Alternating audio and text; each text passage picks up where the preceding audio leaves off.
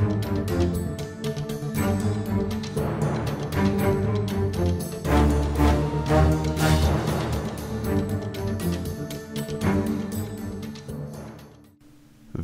vás, přátelé, u dalšího dílu kontaktéra Viktora Petroviče Kostrikina a ptačích mimozemšťanech.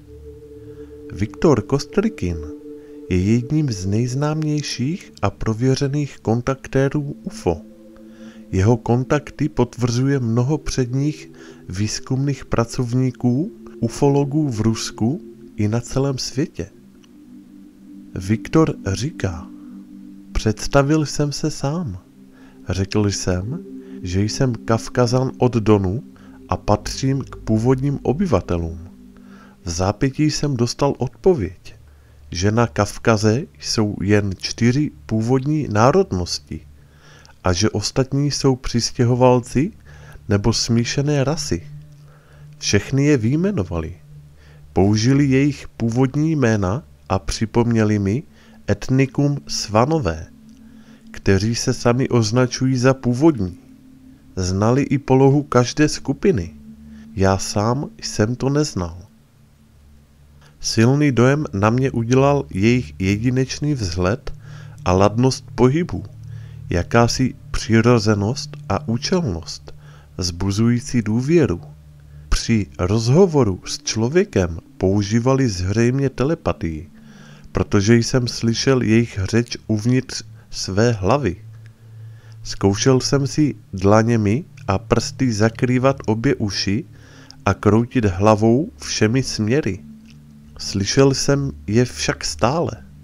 Směr zdroje zvuku byl stabilní a neměnil se při změně polohy hlavy. Otázky jsem pokládal svým jazykem, diskrétně a tiše. Odpovědi následovaly zřetelně, jasné a bez zbytečných slov, plynně v současném ruském jazyce. Za účelem ověření toho zvonění v hlavě jsem se zeptal, zda mohou mluvit kabardinsky nebo německy. Na to vznikl tento dialog. Ty znáš dobře tyto jazyky? Ne. Pak mluv rusky. Pro nás neexistuje žádný jazykový problém. Nerozlišovali vykání a tykání, ale vyjadřovali se velmi zdvořile a konkrétně. Měli mladý hlas, lišící se barvou, a ve způsobu bylo cítit emocionální zabarvení. Respektují vtipný, zdravý humor. Když se mnou mluvili, tak ani neotevírali rty. Jako by zde fungoval nějaký skrytý překladatel. Ale barva a intonace jejich hlasů byly různé. Vypadalo to jako myšlenka, vyjádřená hlasem hovořícího. Takže tohle není výmysl současných fantastů, ale realita. Mezi sebou komunikovali v jakémsi nepochopitelném jazyce. Vzpomněl jsem si jen na slova Tajla Laila. Požádali mne, abych si sedl do velmi pohodlného křesla a řekli rusky. Nyní poletíme k hoře a ukázali směrem, kde se nachází Elbrus. V roce 1970, 5. srpna, během oboustranné komunikace znovu použilo slovo Tajla Laila. Později jsem na mapě náhodou objevil v blízkosti Elbrusu horu Laila, která měří 4008 metrů nad mořem. Nevím, co měli na mysli, možná, že mě tak nazývali, nebo snad tu horu. Ale vraťme se zpět k událostem této neobvyklé noci. Když jsem seděl v křesle, obrátil jsem pozornost na originální obdélníkovou cedulku nad vchodem do dalšího úseku. Destička se zdála jako ze zlata a byly na ní barevné kameny. Obrázek měl asi nějaký význam. Pak se ke mně přiblížily 2 bytosti, které si byly podobné jako dvojčata. Jeden z nich měl na předloktí černé rukavice, zde bych upozornil na ruce. Lišily se od našich svou jemností. Prsty byly dlouhé a tenké. Celá dlaň byla krásná. Rukavice vypadaly, jako by byly vyrobeny na míru. Neměly žádné nerovnosti ani záhyby. Materiál byl kvalitní. Na rukavicích úžasných vlastností nebyl vidět nějaký lesk. Byly absolutně černé barvy. Díval jsem se na příchozí bez trémy a bázně. Myslel jsem na to, co asi budou dělat. Začnou mě najednou operovat? Mezitím vzali mou levou ruku, otočili ji dlaní vzhůru, odklonili palec a namísto mezi palcem a ukazováčkem ruky mi přiložili jakýsi přístroj. Během okamžiku se na přístroji ocitl kousek mé kůže a na ruce se objevil červený trojúhelníček rozměru asi 6x6 mm. Bolest jsem necítil a ani krev se neobjevila. Drobná ranka začala ihned mizet. Když jsem se vzpamatoval, řekl jsem: já vím, co je to za rukavice a k čemu slouží, protože se podobají našim lékařským rukavicím. Nedostal jsem žádnou odpověď. Najednou se ruka v černé rukavici všemi 5 prsty ponořila do mého hrudního koše. S vykulenýma očima jsem hleděl na tuto bizarní scénu. Pro ruku v rukavici neexistovala ani kostra, ani svaly. Nebylo pro ní překážkou ani moje tričko, které jsem měl na sobě. Necítil jsem žádnou bolest, ani neměl jiný pocit. Když rukavice pronikala do hloubky a dotkla se mého srdce, tak jsem vykřikl bolestí. Ruka v rukavici se rychle vynořila ven z těla. Na místě vstupu nezůstala ani stopa po krvi. Bylo to nepředstavitelné. Až do té chvíle jsem měl srdeční potíže.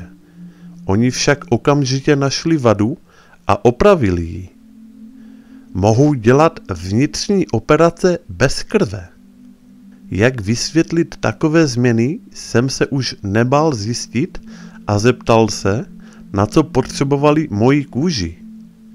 Odpověděli, že je tam zaznamenán velký zdroj informací. Řekli mi, že z tohoto kousíčku lze vypěstovat několik lidských těl a že lidé si sami vážně poškozují obal svého těla. V jakési vzdálené budoucnosti náš obal těla již nebude splňovat požadavky na něj a nebude moci řádně vykonávat své životní funkce. Každoročně vzrůstají negativní vlivy, jako je radioaktivita, chemické vlivy, záření, informační vlivy, které nejsou nyní příliš nápadné, budou v budoucnu mít katastrofální důsledky. Tuto budoucnost však mají pod kontrolou. Škodlivé dávky se totiž rychle zvyšují. Na všech kontinentech, nejen od lidí, ale i od zvířat, berou pravidelně vzorky. Tímto způsobem je neustále aktualizován nebo doplňován náš obrovský genetický fond. Při všech návštěvách to provádějí velmi pečlivě, i přesto, že se po nich často snažíme střílet. Bohužel jsou také návštěvníci opačného typu. Oba protivníci jsou mezi sebou v rozporu, ale zde mluvíme jen o dobrých návštěvách. Často navštěvují přírodní rezervace, Kavkazskou, Astrachánskou, Askanskou a další. Z těchto míst mají rekordní počet záznamů. Řekli mi, že radioaktivní prvky uran a plutonium jako by nám v kyselém prostředí svazovaly ruce a nohy. Teď se tím tvrdohlavě zabýváme a odstraňujeme všechna tato pouta. Jinak začnou živiny tancovat s nohama i s rukama a tak se projevuje radioaktivita. Toto obrazné vyjádření mi dávalo o tom jasnější představu. Ale bylo to málo. Tančící, sovětský uran, plutonium a další. Posílá svůj pozdrav tomu americkému a ještě dále. Radioaktivita už nejen tančí, ale drží se za dlouhé ruce jedna s druhou. Tím spíše, že jsme radioaktivní vazby uvolnili. Ale to nejhorší nás teprve čeká, protože se ukázalo, že narůstá kritická hmotnost velké hmoty, což může vést k obrovské explozi a zničení planety. Vzájemně souvisí všechno radioaktivní, ať se to nachází kdekoliv, v bombách, v reaktorech, ve skladech i jinde. My pozemšťané se již blížíme k tomuto velkému celkovému kritickému množství, které však mimozemšťané mají pod kontrolou, stejně jako všechny naše strategické objekty. Protože my jsme schopni ublížit nejen sobě, ale i ostatním rasám na Zemi a ve vesmíru. Seděl jsem pořád na stejné židli a pamatuji si jako ve snu, jak se k mým očím vznášel černý protáhlý obdélník, určitě nějaký přístroj. V mém zorném poli začala pulzovat a plynout nějaká stejnoměrná namodralá záře. Otáčením pohledu bylo možné spatřit i paprsek. Pak zkoumali mateřské znaménko na lýtku mé pravé nohy. Našli mi také znaménko na čele, těsně nad hřbetem nosu. Sám jsem tomu nevěnoval pozornost. Cíl podobných zkoumání mi zůstal neodhalen. Zeptal jsem se jich, zda podle mého předpokladu již dávno žijí někde v sousedství. Jejich odpověď byla asi taková. Nejen, že jsme blízko, ale jsme dokonce velmi, velmi daleko. Tak toto je konec k tomuto dílu. Já vám děkuji za pozornost. Komu se video líbilo, tak nezapomeňte dát like a u dalšího dílu naslyšenou.